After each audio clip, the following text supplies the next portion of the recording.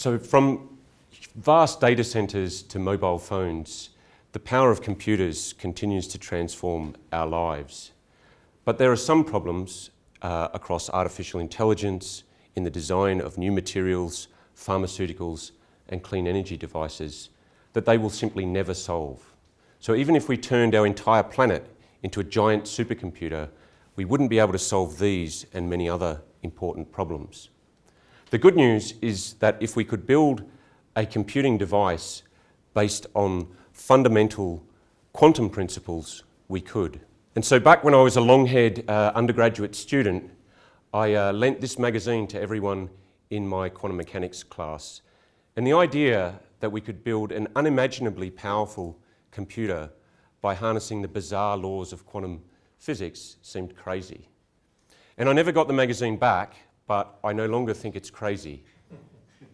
And so in 2001, I was really amazed to tackle this problem of how we get from the few components that we have in the lab to the millions that we need to build a useful quantum computer. And back then, in 2001, I was inspired by a really breakthrough proposal which showed that actually we can quantum compute with light. What we've come to today is the ability to manufacture a quantum computer based on light using the semiconductor industry as we know it today. So these silicon wafers contain millions of computer chips, and each of those chips contains billions of computers.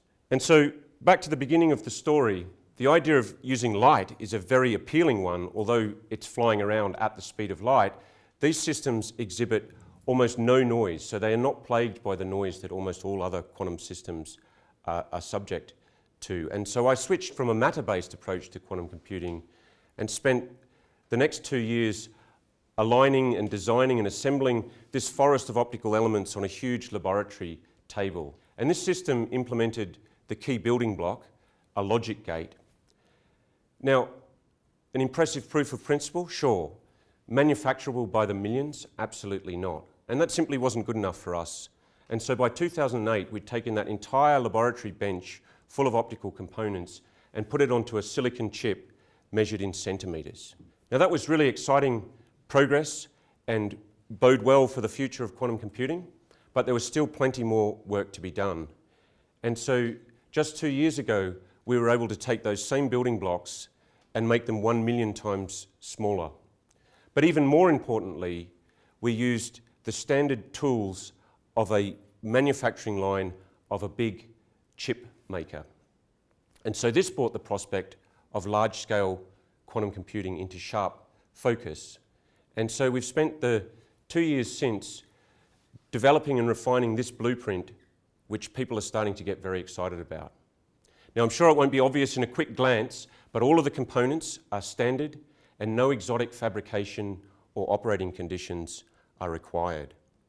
And this blueprint will enable us to build the first quantum machine capable of tackling important problems across artificial intelligence, genomics and genetic engineering, in finance, and in the design of new materials, pharmaceuticals, and clean energy devices.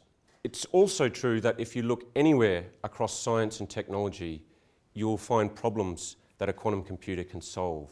And solving these problems will enable us to tackle some of the great challenges that we face today in climate change, in economics, in big data, in cybersecurity, and so the list goes on.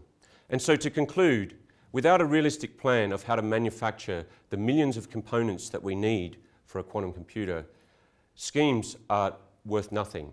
The only way that humankind currently knows how to make systems with that many components is using silicon chip manufacturing technology. And we're in the process of doing that to bring it to bear on some of these grand challenges. And I think just as the computer is now at the center of our lives, so too a quantum computer will ignite a new technology revolution that will transform almost every aspect of our lives, society, and economy. We'll build this device by the end of this decade, and so I'd like to finish by asking you, how would you like to harness it to improve your life and your business, and most importantly, how can we help you do that? Thank you.